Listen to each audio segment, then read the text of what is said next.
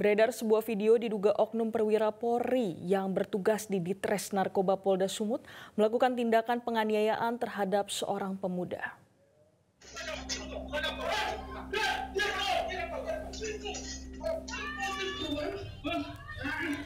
Dalam videonya yang didapat dari rekaman CCTV ini tampak oknum polisi yang mengenakan kemeja putih, terlihat arogan dan bahkan sempat mengeluarkan senjata api. Tanpa ada alasan tertentu, oknum polisi yang juga bersama dengan beberapa orang itu langsung menangkap korban. Saat penangkapan, korban mempertanyakan kesalahan dirinya kepada pengacaranya. Korban menyatakan dipaksa mengakui narkoba yang tiba-tiba muncul pada dirinya.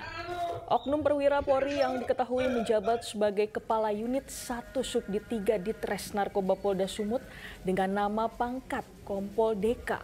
Atas kejadian ini, Rabu siang tadi pihak kuasa hukum korban Sohandri Umar Tarigan sudah melaporkan kejadian tersebut ke Bid Propam Polda Sumut. Kita lihat seperti di video yang beredar di sosmed juga kita lihat bahwa memang klien kita diinjak-injak, disepak, dipukul, dipiting.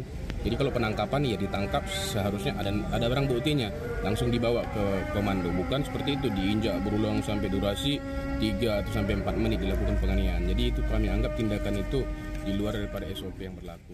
Jelajahi cara baru mendapatkan informasi. Download Metro TV Extend sekarang.